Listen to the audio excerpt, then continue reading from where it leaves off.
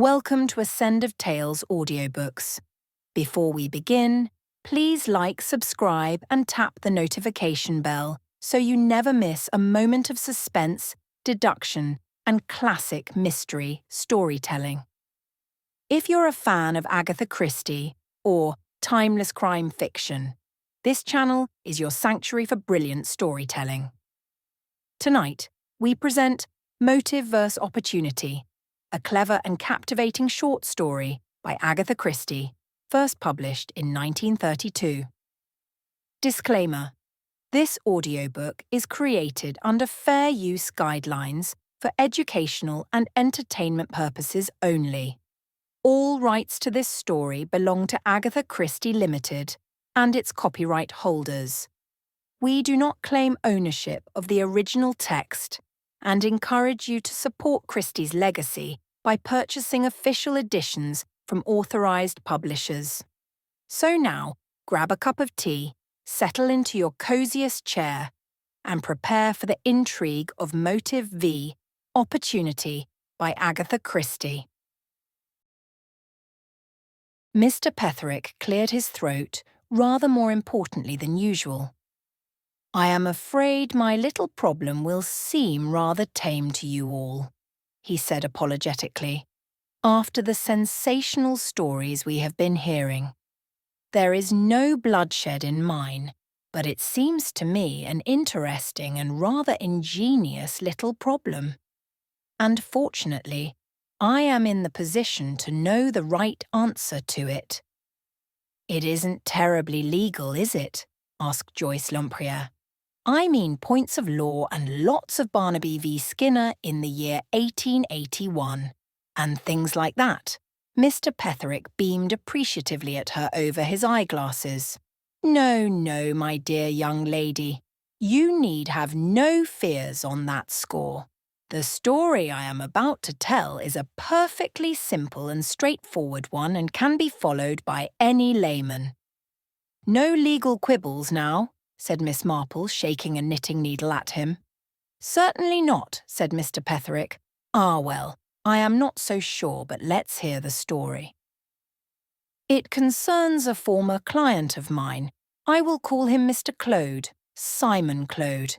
He was a man of considerable wealth and lived in a large house not very far from here. He had had one son killed in the war, and this son had left one child, a little girl.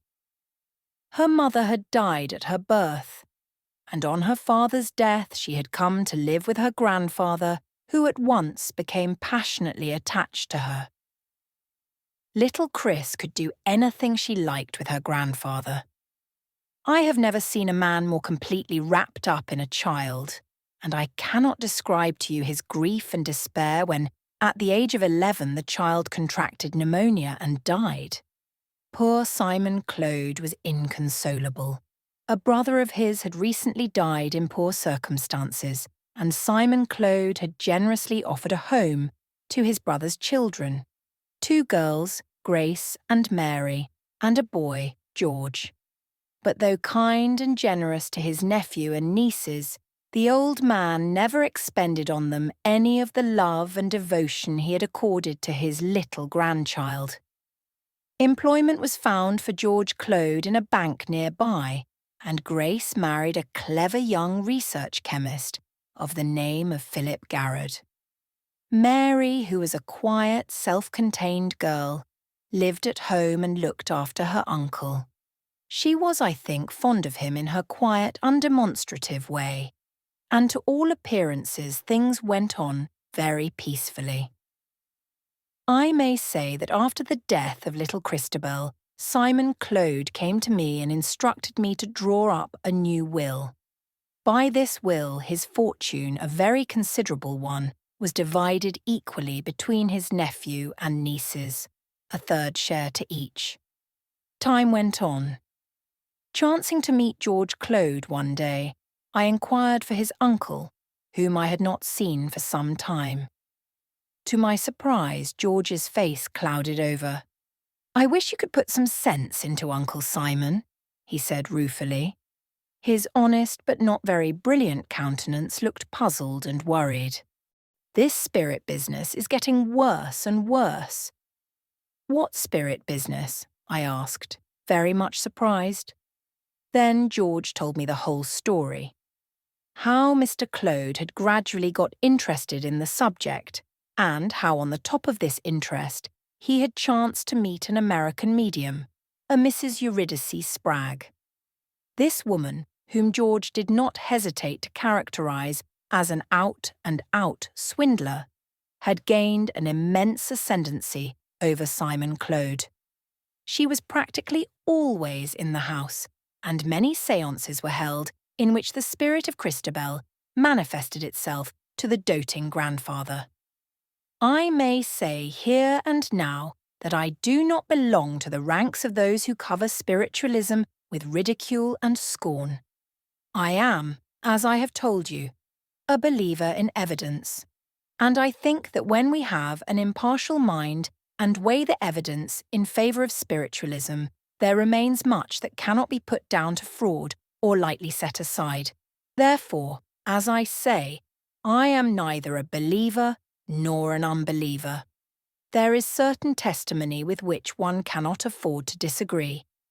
On the other hand, spiritualism lends itself very easily to fraud and imposture, and from all young George Clode told me about this Mrs. Eurydice Spragg, I felt more and more convinced that Simon Clode was in bad hands and that Mrs. Spragg was probably an impostor of the worst type. The old man, shrewd as he was in practical matters, would be easily imposed on where his love for his dead grandchild was concerned. Turning things over in my mind, I felt more and more uneasy. I was fond of the young Clodes, Mary and George, and I realised that this Mrs. Spragg and her influence over their uncle might lead to trouble in the future. At the earliest opportunity, I made a pretext for calling on Simon Clode. I found Mrs. Spragg installed as an honoured and friendly guest. As soon as I saw her, my worst apprehensions were fulfilled. She was a stout woman of middle age, dressed in a flamboyant style, very full of cant phrases about our dear ones who have passed over, and other things of the kind.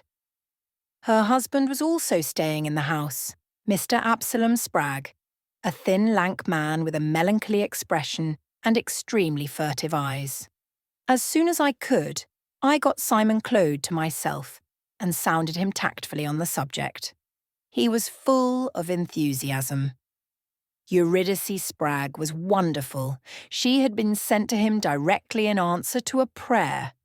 She cared nothing for money. The joy of helping a heart in affliction was enough for her. She had quite a mother's feeling for little Chris. He was beginning to regard her almost as a daughter. Then he went on to give me details, how he had heard his Chris's voice speaking, how she was well and happy with her father and mother. He went on to tell other sentiments expressed by the child, which in my remembrance of little Christabel seemed to me highly unlikely. She laid stress on the fact that father and mother loved dear Mrs. Spragg. "But of course," he broke off, "you are a scoffer, Petherick." "No, I am not a scoffer, very far from it. Some of the men who have written on the subject are men whose testimony I would accept unhesitatingly, and I should accord any medium recommended by them respect and credence. I presume that this Mrs. Spragg is well vouched for." Simon went into ecstasies over Mrs. Spragg. She had been sent to him by heaven. He had come across her at the watering place, where he had spent 2 months in the summer. A chance meeting, with what a wonderful result. I went away very dissatisfied. My worst fears were realised, but I did not see what I could do. After a good deal of thought and deliberation, I wrote to Philip Garrod, who had, as I mentioned, just married the eldest Clode girl, Grace. I set the case before him, of course in the most carefully guarded language. I pointed out the danger of such a woman gaining ascendancy over the old man's mind, and I suggested that Mr. Claude should be brought into contact, if possible, with some reputable spiritualistic circles. This, I thought, would not be a difficult matter for Philip Garrard to arrange. Garrard was prompt to act. He realised, which I did not, that Simon Claude's health was in a very precarious condition, and as a practical man he had no intention of letting his wife or her sister and brother be despoiled of the inheritance which was so rightly theirs. He came down the following week, bringing with him as a guest no other than the famous Professor Longman. Longman was a scientist of the first order, a man whose association with spiritualism compelled the latter to be treated with respect. Not only a brilliant scientist, he was a man of the utmost uprightness and probity. The result of the visit was most unfortunate. Longman, it seemed, had said very little while he was there. 2 séances were held. Under what conditions, I do not know. Longman was non-committal all the time he was in the house, but after his departure he wrote a letter to Philip Garrard. In it, he admitted that he had not been able to detect Mrs. Spragg in fraud. Nevertheless, his private opinion was that the phenomena were not genuine. Mr. Garrard, he said, was at liberty to show this letter to his uncle if he thought fit, and he suggested that he himself should put Mr. Claude in touch with a medium of perfect integrity. Philip Garrard had taken this letter straight to his uncle, but the result was not what he had anticipated. The old man flew into a towering rage. It was all a plot to discredit Mrs. Spragg, who was a maligned and injured saint. She had told him already what bitter jealousy there was of her in this country. He pointed out that Longman was forced to say he had not detected fraud. Eurydice Spragg had come to him in the darkest hour of his life, had given him help and comfort, and he was prepared to espouse her cause, even if it meant quarrelling with every member of his family. She was more to him than anyone else in the world. Philip Garrard was turned out of the house with scant ceremony, but as a result of his rage, Claude's own health took a decided turn for the worse. For the last month he had kept to his bed pretty continuously, and now there seemed every possibility of his being a bedridden invalid until such time as death should release him. 2 days after Philip's departure, I received an urgent summons and went hurriedly over. Claude was in bed and looked even to my layman's eye very ill indeed. He was gasping for breath. "This is the end of me," he said. "I feel it. Don't argue with me, Petherick. But before I die, I am going to do my duty by the one human being who has done more for me than anyone else in the world. I want to make a fresh will." "Certainly," I said. "If you will give me your instructions now, I will draft out a will and send it to you." "That won't do," he said. "Why, man, I might not live through the night. I have written out what I want here," he fumbled under his pillow, "and you can tell me if it is right." He produced a sheet of paper with a few words roughly scribbled on it in pencil. It was quite simple and clear. He left £5,000 to each of his nieces and nephew, and the residue of his vast property outright to Eurydice Spragg, in gratitude and admiration. I didn't like it, but there it was. There was no question of unsound mind. The old man was as sane as anybody. He rang the bell for 2 of the servants. They came promptly. The housemaid, Emma Gaunt, was a tall, middle-aged woman who had been in service there for many years and who had nursed Claude devotedly. With her came the cook, a fresh, buxom young woman of 30. Simon Claude glared at them both from under his bushy eyebrows.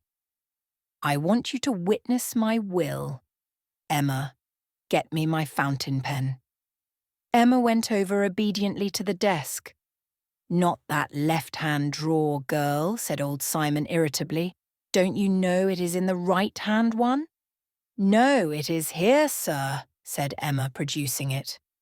Then you must have put it away wrong last time, grumbled the old man. I can't stand things not being kept in their proper places. Still grumbling, he took the pen from her and copied his own rough draft, amended by me, onto a fresh piece of paper. Then he signed his name. Emma Gaunt and the cook, Lucy David, also signed. I folded the will up and put it into a long blue envelope. It was necessarily, you understand, written on an ordinary piece of paper. Just as the servants were turning to leave the room, Claude lay back on the pillows with a gasp and a distorted face. I bent over him anxiously, and Emma Gaunt came quickly back. However, the old man recovered and smiled weakly. It is all right, Petherick. Don't be alarmed. At any rate, I shall die easy, now having done what I wanted to. Emma Gaunt looked inquiringly at me, as if to know whether she could leave the room. I nodded reassuringly, and she went out, first stopping to pick up the blue envelope which I had let slip to the ground in my moment of anxiety. She handed it to me and I slipped it into my coat pocket, and then she went out. You are annoyed, Petherick, said Simon Claude. You are prejudiced, like everybody else. It is not a question of prejudice, I said. Mrs. Spragg may be all that she claims to be. I should see no objection to you leaving her a small legacy as a memento of gratitude. But I tell you frankly, Claude, that to disinherit your own flesh and blood in favour of a stranger is wrong. With that, I turned to depart. I had done what I could and made my protest. Mary Claude came out of the drawing-room and met me in the hall.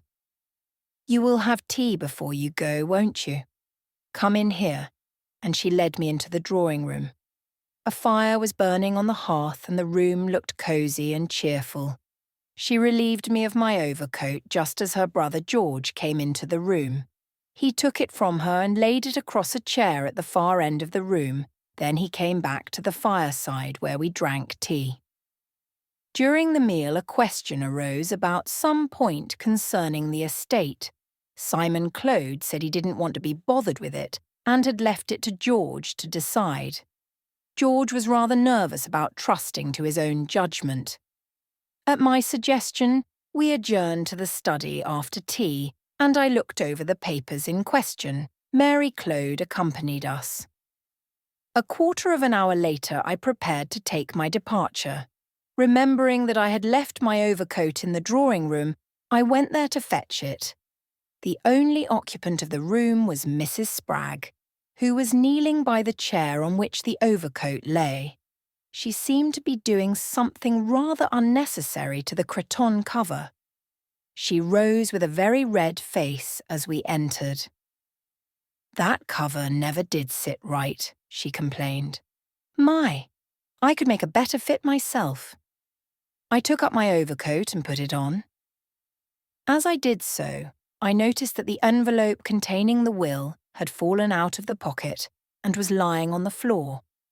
I replaced it in my pocket, said goodbye, and took my departure. On arrival at my office, I will describe my next actions carefully. I removed my overcoat and took the will from the pocket. I had it in my hand and was standing by the table when my clerk came in. Somebody wished to speak to me on the telephone, and the extension to my desk was out of order. I accordingly accompanied him to the outer office and remained there for about 5 minutes engaged in conversation over the telephone. When I emerged, I found my clerk waiting for me. Mr. Spragg has called to see you, sir. I showed him into your office. I went there to find Mr. Spragg sitting by the table. He rose and greeted me in a somewhat unctuous manner, then proceeded to a long discursive speech. In the main, it seemed to be an uneasy justification of himself and his wife. He was afraid people were saying, etc., etc. His wife had been known from her babyhood upwards for the pureness of her heart and her motives, and so on and so on. I am afraid, rather curt with him. In the end, I think he realised that his visit was not being a success, and he left somewhat abruptly. I then remembered that I had left the will lying on the table. I took it, sealed the envelope, and wrote on it, and put it away in the safe. Now I come to the crux of my story. 2 months later, Mr. Simon Claude died. I will not go into long-winded discussions. I will just state the bare facts. When the sealed envelope containing the will was opened, it was found to contain a sheet of blank paper. He paused, looking round the circle of interested faces. He smiled himself with a certain enjoyment. You appreciate the point, of course. For 2 months the sealed envelope had lain in my safe. It could not have been tampered with then. No, the time limit was a very short one. Between the moment the will was signed and my locking it away in the safe. Now, who had had the opportunity, and to whose interests would it be to do so? I will recapitulate the vital points in a brief summary. The will was signed by Mr. Claude, placed by me in an envelope. So far, so good. It was then put by me in my overcoat pocket. That overcoat was taken from me by Mary and handed by her to George, who was in full sight of me whilst handling the coat. During the time that I was in the study, Mrs. Eurydice Spragg would have had plenty of time to extract the envelope from the coat pocket and read its contents, and, as a matter of fact, finding the envelope on the ground and not in the pocket seemed to point to her having done so. But here we come to a curious point. She had the opportunity of substituting the blank paper, but no motive. The will was in her favour, and by substituting a blank piece of paper, she despoiled herself of the heritage she had been so anxious to gain. The same applied to Mr. Spragg. He, too, had the opportunity. He was left alone with the document in question for some 2 or 3 minutes in my office. But again, it was not to his advantage to do so. So we are faced with this curious problem. The 2 people who had the opportunity of substituting a blank piece of paper had no motive for doing so, and the 2 people who had a motive had no opportunity. By the way, I would not exclude the housemaid, Emma Gaunt, from suspicion.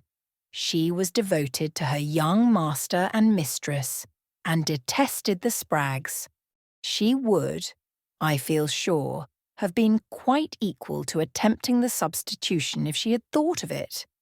But, although she actually handled the envelope when she picked it up from the floor and handed it to me, she certainly had no opportunity of tampering with its contents, and she could not have substituted another envelope by some sleight of hand because the envelope in question was brought into the house by me, and no one there would be likely to have a duplicate. He looked round, beaming on the assembly. Now, there is my little problem. I have, I hope, stated it clearly. I should be interested to hear your views. To everyone's astonishment, Miss Marple gave vent to a long and prolonged chuckle. Something seemed to be amusing her immensely. What is the matter, Aunt Jane? Can't we share the joke? Said Raymond. I was thinking of little Tommy Simmons, a naughty little boy, I'm afraid, but sometimes very amusing. One of those children with innocent, childlike faces who are always up to some mischief or other. I was thinking how last week in Sunday school he said, "Teacher, do you say yolk of eggs is white or yolk of eggs are white?" And Miss Durston explained that anyone would say Yolks of eggs are white or yolk of egg is white. And naughty Tommy said, well, I should say yolk of egg is yellow. Very naughty of him, of course, and as old as the hills. I knew that one as a child. Very funny, my dear Aunt Jane, Raymond said gently, but surely that has nothing to do with the very interesting story that Mr. Petherick has been telling us. Oh, yes, it has, said Miss Marple. It is a catch. And so is Mr. Petherick's story a catch.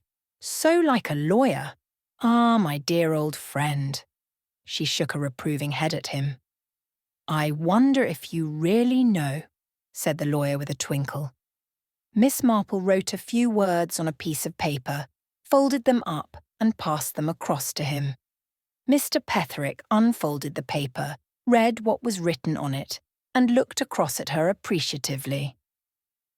My dear friend, he said, is there anything you do not know? I knew that as a child, said Miss Marple. Played with it too. I feel rather out of this, said Sir Henry. I feel sure that Mr. Petherick has some clever legal legerdemain up his sleeve. Not at all, said Mr. Petherick. Not at all. It is a perfectly fair, straightforward proposition. You must not pay any attention to Miss Marple. She has her own way of looking at things. We should be able to arrive at the truth, said Raymond West a trifle vexedly. The facts certainly seem plain enough. 5 persons actually touched that envelope.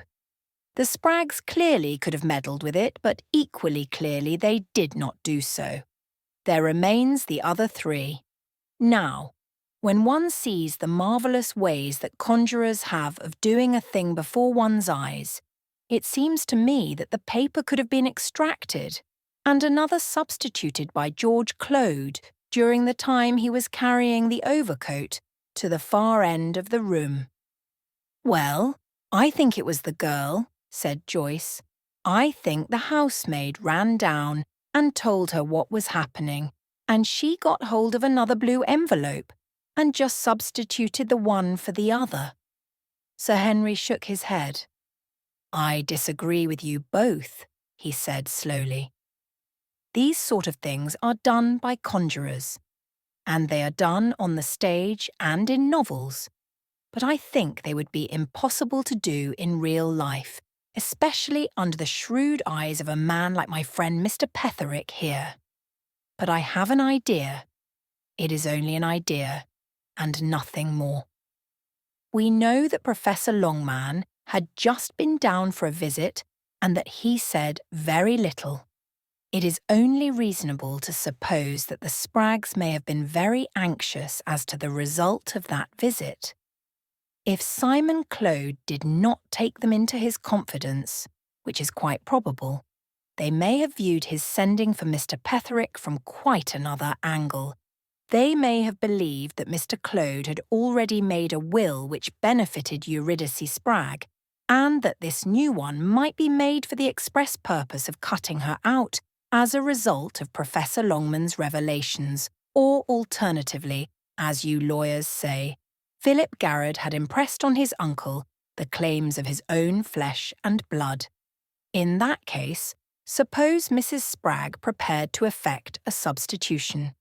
This she does, but Mr. Petherick coming in at an unfortunate moment, she had no time to read the real document and hastily destroys it by fire in case the lawyer should discover his loss.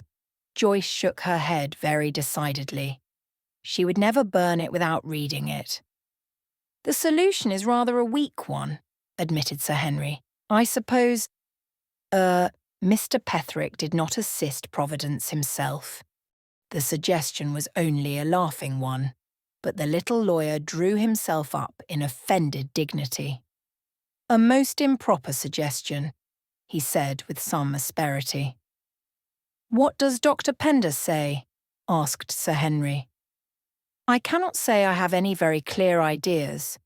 I think the substitution must have been effected by either Mrs. Spragg or her husband, possibly for the motive that Sir Henry suggests.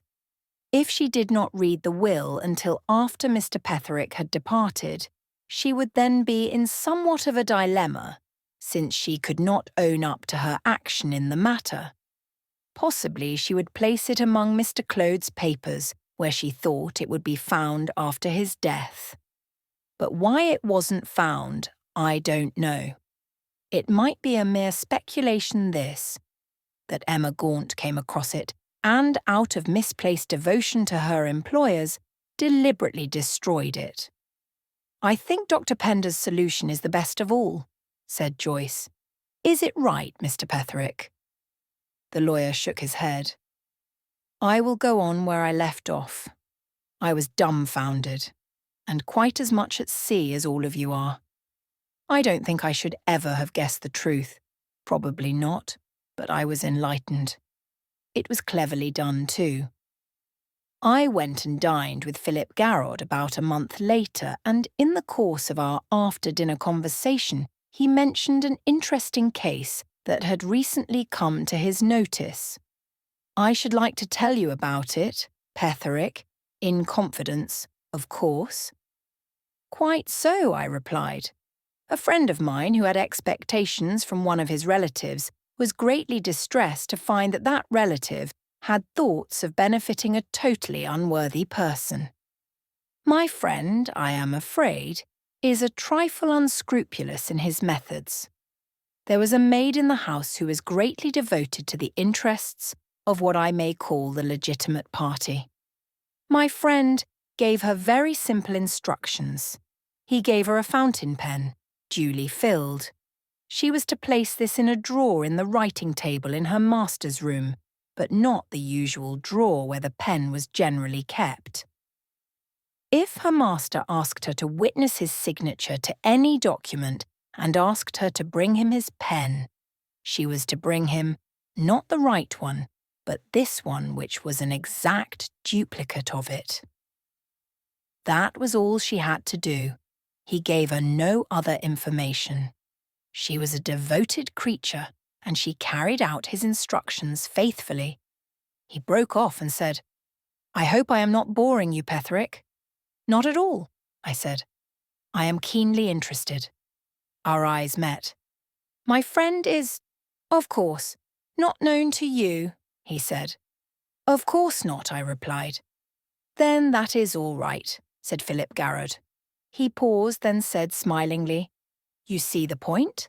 The pen was filled with what is commonly known as evanescent ink, a solution of starch in water to which a few drops of iodine has been added. This makes a deep blue-black fluid, but the writing disappears entirely in 4 or 5 days." Miss Marple chuckled. "Disappearing ink," she said. "I know it. Many is the time I have played with it as a child." And she beamed round on them all, pausing to shake a finger once more at Mr. Petherick. "But all the same it's a catch, Mr. Petherick," she said, "just like a lawyer." Thank you for joining us on Ascend of Tales Audiobooks. We hope you enjoyed Motive V Opportunity, a story that reminds us that even the most charming drawing rooms can hold deadly secrets. What did you think of Miss Marple's deduction? Tell us in the comments below. Before you leave, don't forget to like, subscribe, and share this audiobook with your fellow mystery lovers. Your support means the world and helps keep these classic stories alive for new generations. Miss Marple, Hercule Poirot, and countless classic mysteries await you. Hit the notification bell so you don't miss our next twist-filled adventure. Until next time, keep your wits sharp, your eyes open, and never underestimate the power of the quiet observer.